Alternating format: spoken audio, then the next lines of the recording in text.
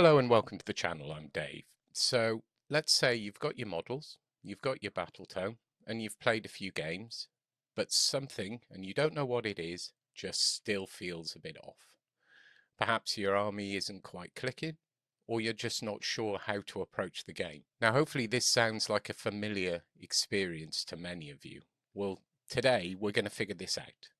We'll talk about identifying your playstyle and what makes it so important, and how you can master it to bring out your best on the battlefield. You see, playstyle is a bit like your gaming personality.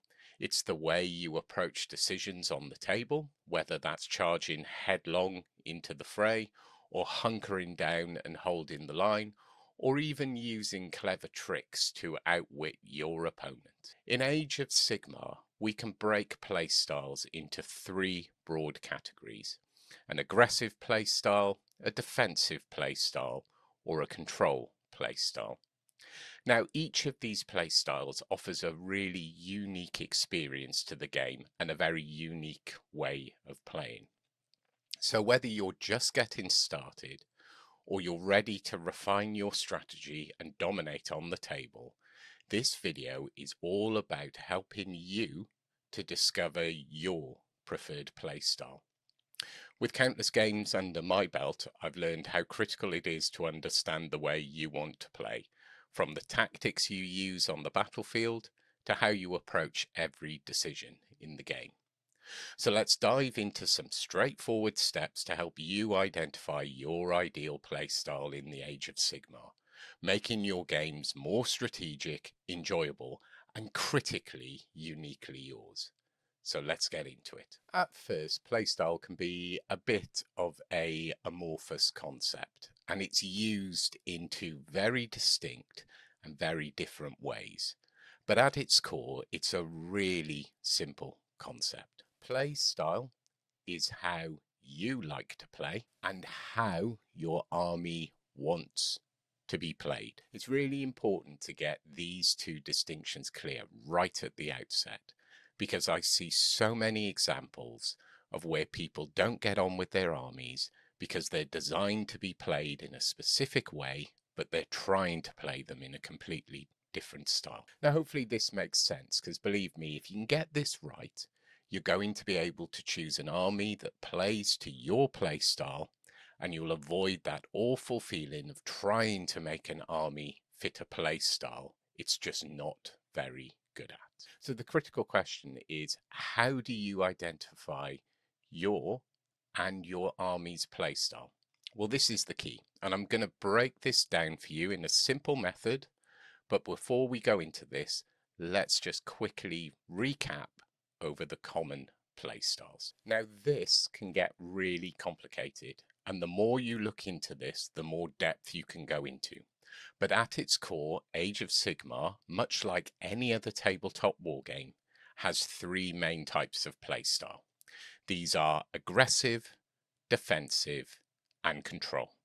And we'll take a look at these in more depth and give you a good understanding of each of these different types of playstyle. An aggressive playstyle is where you play at a very fast tempo and aim to get into combat with your opponent as quickly as possible and lift as many units as possible in the early game. There's lots of different types of aggressive armies, such as Alpha Strike armies that aim to do maximal damage in the first turn, or Monster Mash armies that use a small number of big, powerful models to synergistically remove units at a slower pace. All types of aggressive playstyle are heavily reliant on two things. One, very precise deployment, and two, exploiting favorable matchups.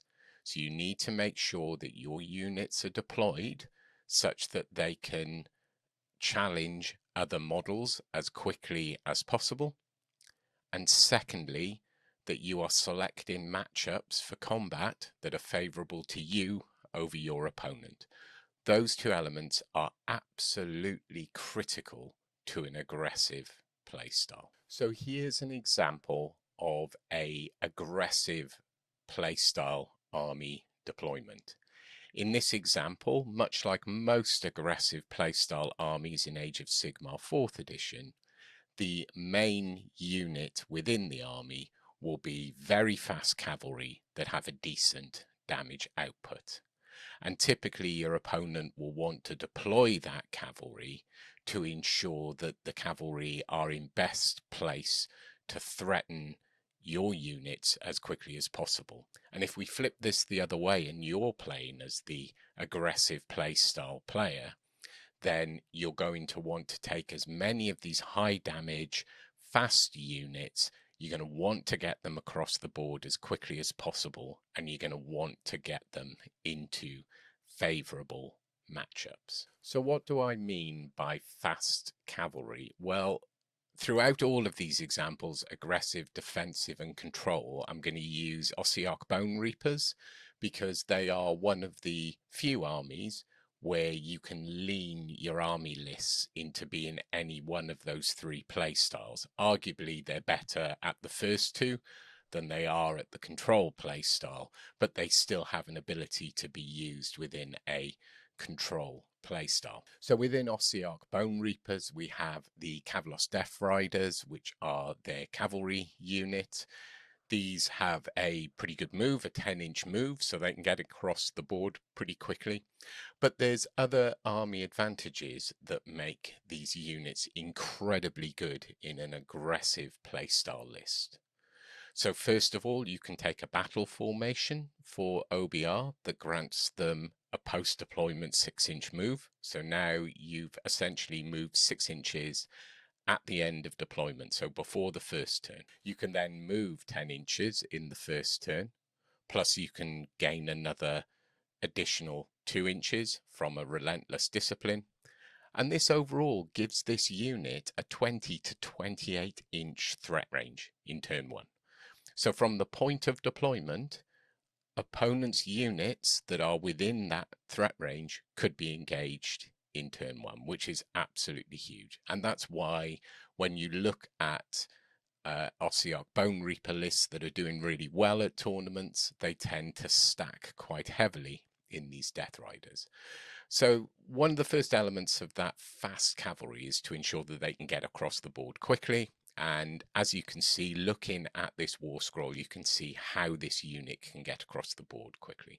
Now, you could have given other examples. We could have looked at Varangard, Chaos Knights, a whole range of other options, but we'll stick with this one to make it easy for you to begin to recognize how an army could play into a specific playstyle. So the next critical element of your fast cavalry is that they have big damage output. So it's no good getting them there in turn 1 if they're going to struggle to do the amount of damage to deliver a very devastating early high tempo set of victories for your army. So we look at the war scroll again. They have +1 damage on the charge, which is massive. They have impact mortals. They can be buffed with improved Nadrite weapons. So their crit 2 hits is on a 5 instead of a 6. They could have all-out attack. You could buff them with the Honor Guard buff. And that means that a reinforced unit of Death Riders could easily reach an output of 30 plus damage against a 4-up save unit, which is massive. When you think 4-up saves are fairly average to an extent, but a pretty decent save. And if you can reach an output of 30 damage against a 4-up save, that's potentially lifting some quite high points cost units in your first turn. So with that aggressive playstyle, you have this unit that is very fast and has big damage output. You want to get it across the board. You want to do as much damage as possible. And that's really the key to the aggressive playstyle, which is why aggressive lists that use this army tend to stack large amounts of this cavalry in order to essentially do as much damage in turn 1 as possible. So how does an aggressive play style kind of look, for want of a better word? Well, if you imagine this is now post-deployment and you've deployed your aggressive list with your units of reinforced fast cavalry, and then your opponent's, let's say for argument, your opponent has deployed in a castle formation, which we'll look at in a little bit more detail when we look at defensive play styles. Well, essentially, you want to get your cavalry down and to your opponent and pin them in to their deployment zone. Essentially, getting them there as fast as possible and pinning that opponent within their deployment zone. So not only are you going to do a large amount of damage to the, in this case in the castle, the outer shell of the castle, but you're also going to prevent your opponent from being able to move out and start scoring primary objectives, and potentially prevent your opponent from easy battle tactics, such as take the flanks, for example, that they might have deployed for. So the whole purpose of this aggressive playstyle, when you go into a bit more depth on it, isn't just to get across the board and do as much damage as possible. And I think that's one of the biggest mistakes when people use this aggressive playstyle. It's also to reduce the mobility of your opponent. Essentially, you want to pin your opponent there. And I suppose that's where we really need to start considering, is this the play style for you? Because pinning your opponent in their deployment zone can be an unpleasant experience for the opponent. And, you know, that might not bother you. It might not bother your opponent. But if you're the sort of person that doesn't enjoy playing that kind of game, then you're possibly not going to enjoy this play style. Because if you want to really maximize on it, that pinning your opponent in is really critical, because that's the big difference between potentially winning most of your games to winning all of your games. Because if you can reduce your opponent's scoring and you have that flexibility and mobility to run around scoring battle tactics and primary, then you're going to win the game. And that's a critical part of it. Okay, so let's move on to a defensive playstyle. So defensive playstyles are where you play at a slow tempo and you aim to hold your own in combat with your opponent.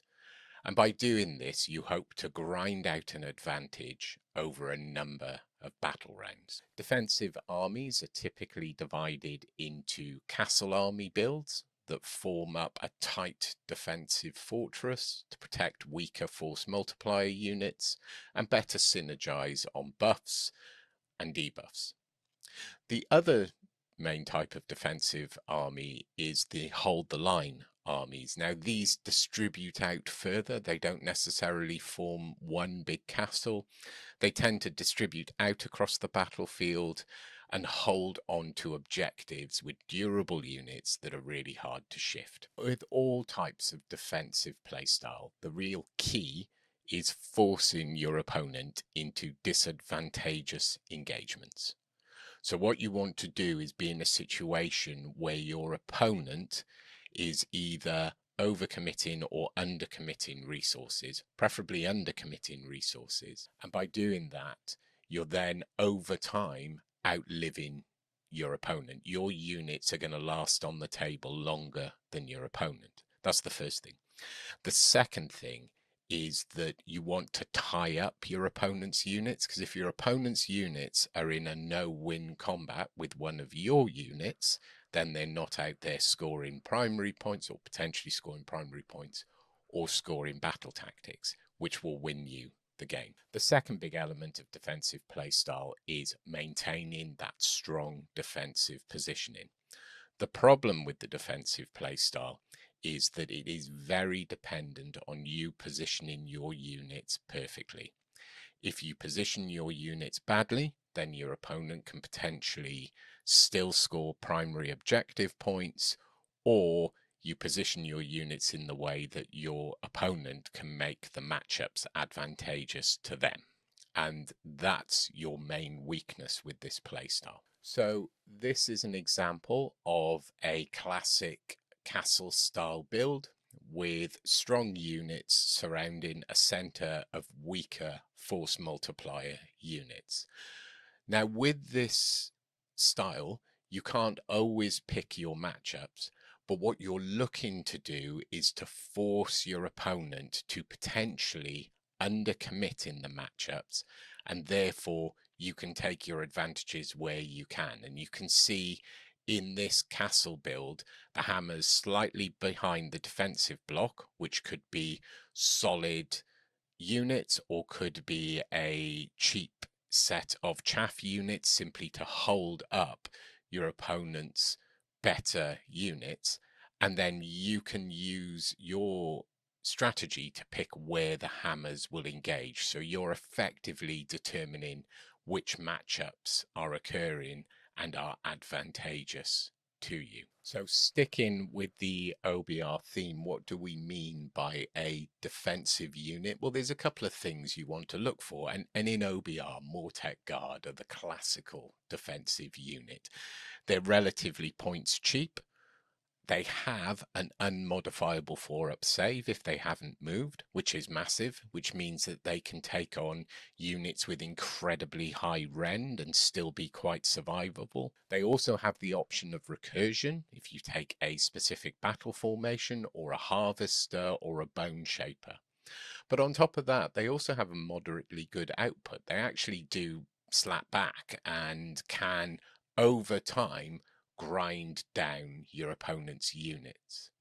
So these are your kind of classic defensive block. You can take a block of these, you can take something that gives them a bit of recursion, and you could either have them as the walls of your castle, or you could have them, if you're on a hold the line strategy, you could have them move onto an objective, and they're pretty much going to sit on that objective.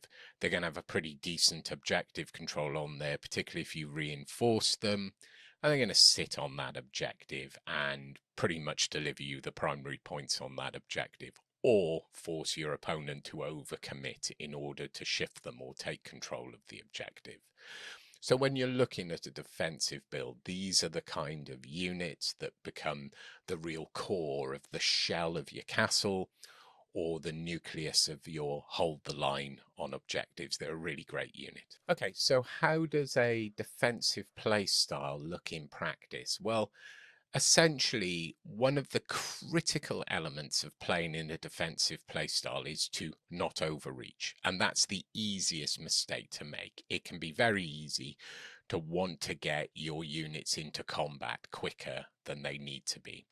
And the best way to prevent that is to not think of your units as units that you want in combat, but to think of your units as units that you want to sit on a very specific part of the battlefield. So using this as an example, assuming, let's say you are on first turn, then you're going to want to move your defensive blocks up so they screen out those objectives, and move up and prevent your opponent. So it's almost a bit like the pin mechanic, but you want to make sure you're preventing your opponent from moving out too far into your territory and having scope to score.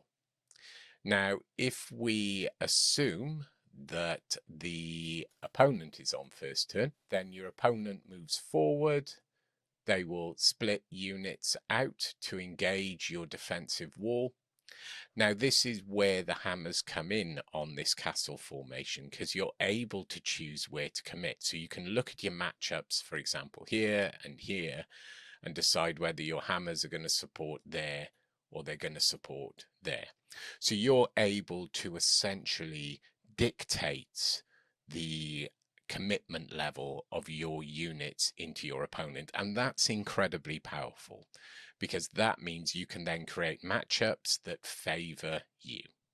So you can create matchups that are likely to see your opponent's units lifted whilst keeping your units relatively unaffected. And that's really the key to the defensive playstyle. So finally, we have the control playstyle. Now, a word of warning, this is a more advanced playstyle, because what it seeks to do is manipulate the game in your favor. This could be through buffs and debuffs you apply to units. It could be through zoning out areas of the board. It could be through using deep strike to control areas of your opponent's territory, or using unique abilities that deny your opponent scoring. This playstyle is difficult to master, but has huge scope for what you can do with it and how you can play the army. But what you will find is typically this playstyle often combines with either aggressive or defensive strategies. And if this is something you're interested in, you might want to look at your lists and build them towards a aggressive or defensive playstyle with elements of a control playstyle in, so you can start to experiment and learn and get to grips with this playstyle. But it's an incredibly powerful playstyle if you can master this, and I think you can have a lot of fun with it if it's the type of thing that you enjoy. So here is an example of a control playstyle list. So once again, in this case, it's a defensive, primarily defensive playstyle list that has 3 deep strike units in it to give you that control playstyle. So in this scenario, the opponent has committed to trying to take out your defensive castle. And what you've done is you've used your deep strike units to deploy in behind your opponent and start to tag the objectives. So you can see deep strike units here. What these are doing is tagging the objectives and challenging the rear flank of the opponent. This can be incredibly powerful because now your opponent has to split their resources between your very solid defensive block and your deep strike units that are challenging from behind. So what do I mean by a deep strike unit? Well, your deep strike units are units that have the ability to deep strike. So in this case, the option within OBR is the Terratic cohort, and they have an ability during deployment to be deployed in reserve, and then in your movement phase, you can then deploy them as long as they're 9 inches from all enemy units. Each unit with a deep strike ability has differing rules over the distance they should be from enemy units, and in some armies that are really good at this, such as Stormcast, there are abilities that can make deep strike more effective, so can reduce the range from opponents' units. But on the whole, in order to utilize this element of a control army, you obviously need units that can deep strike. The critical thing with deep strike units is you want them to be relatively points cheap. You don't want to have to commit most of your army points into deep striking units, and you need them to have reasonable movement so they have that flexibility to move around in your opponent's territory. So in this deep strike example of a control playstyle, you have your main defensive army, your opponent's engaged, and now you've dropped your deep strike units in that can then move on to objectives and start taking objectives. In this case, the opponent's home objective, which is typically worth more points, and then the flank border objectives.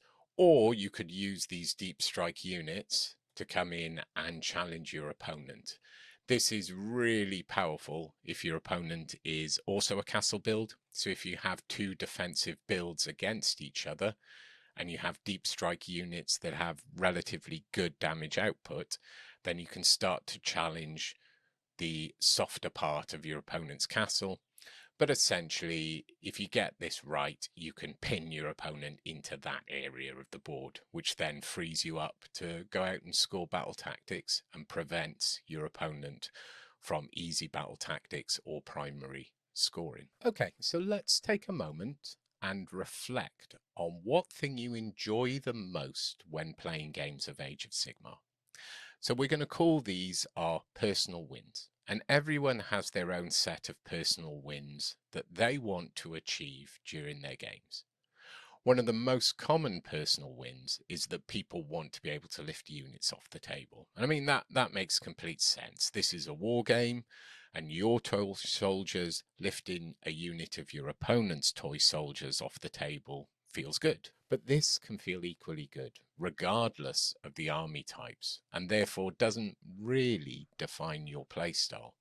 More, it defines what you want to be able to do. So let's dig a little deeper and think about how you want to play the game. Do you want to get your army across the board and into combat as quickly as possible and get the game won quickly in the first few turns? Or do you want to meticulously plan your defensive formation, hold that formation, and grind out the win towards the late game? Now, this is something you need to reflect on yourself, and it will be personal to you. But what we're talking about here, and what I'm getting at, is defining your playstyle is very much down to identifying what kind of tempo you want to play the game. So when we talk about tempo, we're talking about a term we use to describe how quickly the game is being played at. The speed at which the game is changing from a balanced improbability to win to being shifted to a higher probability of either you or your opponent winning. Does that make sense? So if we look at an example, high tempo games are decided in the first few turns, where a low tempo game is decided in the later turns. So if you are playing with a aggressive playstyle, which is high tempo, then your game is either won or lost, typically in the first 2 turns. Where if you're playing a defensive game or defensive playstyle, it's low tempo, and these games are typically decided in the latter turns. Now, what do I mean by shifting probability? So we can look at this as probability to win. And what this is how likely it is that you or your opponent will win the game. So if you presume, let's ignore how good certain armies are and assume equal matchups. At the start of the game, you're on a 50% probability to win. 50-50. Either of you could win that game. Now, as the game progresses and you start to lose models and units, the probability to win shifts. Now, we can think of this in a very linear relationship. So if you have more models, so you have a total health count that's percentage higher relative to your opponent, then your probability of winning increases because you have essentially more models on the table, which means more models to control objectives, which means more models to score battle tactics. So the higher the health count on the table, the more chance you have of winning the game. The lower the health count on the table, so if you have a lower health count than your opponent, you decrease your probability of winning and increase your opponent's probability of winning. Hopefully that seems logical. What I would say, this is quite a complex game. It's not a linear relationship. This doesn't take into account of certain models that could have a low health count but massive upsides through their abilities and what they can do. But essentially, for simplicity, the less models you have, the more difficult it's going to be for you to score primary and secondary points. The larger number of models you have, the easier it's going to be for you to score primary and secondary points. And we've seen this play out so far in 4th edition. Going into 4th edition, Nighthaunt have been massively overperforming, and that's down to 2 reasons. One, they can deploy a very large number of models on the table, and 2, due to their abilities, they're very difficult to lift off the table. So they have strong staying power. So being able to have a large number of models on the table means more chance of scoring points, more ability to block your opponent from scoring points, and therefore a higher probability to win. And this probability to win changes at the end of each turn, dependent on the outcome of the turn. Now, tempo feeds into this because tempo essentially determines where you are within the probability. So high tempo is looking to shift that probability one way or the other. Low tempo is looking to gradually change that probability one way or the other. And that's how tempo and probability build into each other. Okay, so hopefully you've now identified the type of play style that resonates with you. So you've reflected on how you like to play games. You've looked at your personal wins and what you would like to be achieving during those games. So you've identified your play style. The next element to this is identifying your army or an army's play style. Now, identifying how an army wants to play is not as easy as identifying your own playstyle, as most armies have a range of units that can lean into all different playstyles. So the real key here is recognizing how specific units in your army want to be played, then making an army list that leans into those units to get your playstyle. To do this, we need to look at War Scrolls in depth and decide what's essential and what we can sacrifice if we need to. Does that make sense? So when we're looking at War Scrolls, for our playstyle, there are two factors. There are things that we really value, and there are things that we're willing to sacrifice. So within an army, aggressive playstyle units will value move, characteristic, and damage output, and are willing to sacrifice save, ward, and health. It doesn't matter so much, although it's incredibly beneficial if they are tough units, but you're taking these units for their ability to get across the battlefield quickly and to give a significant damage output. So if they're not as tough in response, that's something you're willing to sacrifice. And then secondly, you have defensive playstyle units.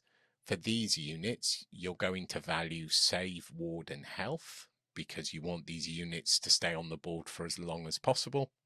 And you're willing to sacrifice move and damage output because those are less critical. Now, if you have a look at the very high performing armies, they actually transcend this.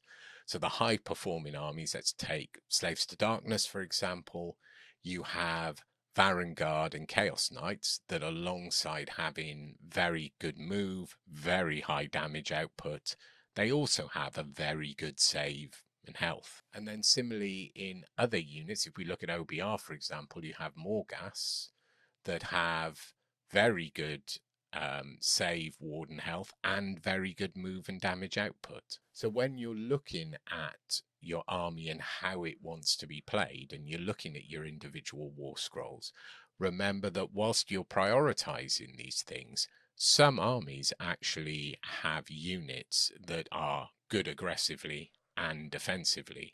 Now, if those units are also relatively cheap in points cost, then you've got a very powerful army. So the second layer to all of this are what we call force multipliers. So these are abilities such as spells, prayers, manifestations, hero abilities, battle formations, battle traits.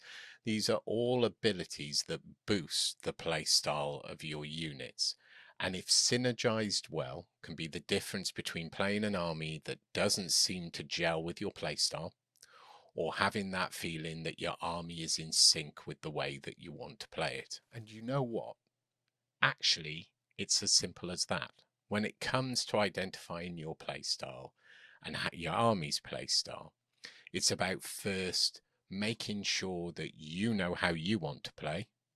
Secondly, being critical in the way that you look at your war scrolls and identifying the way that your army wants to play, and then creating a list that gels those two together.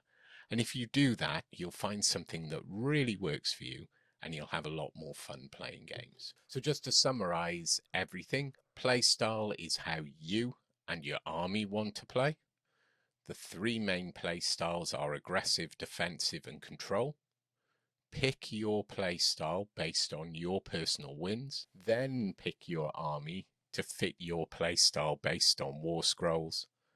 And finally, and this is really critical, use those force multipliers to ensure that you get optimal synergy between the way you want to play and the way your army wants to play. So hopefully this has given you a chance to reflect and think about your playstyle and how you can identify that playstyle in your army.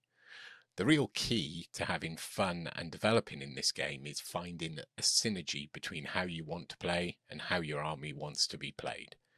Age of Sigmar is a really complex game. It has a lot of scope for mastery, but it's a game essentially that we play for fun, and that should be first and foremost in our minds. I hope this video was useful. Let me know in the comments if this has helped you.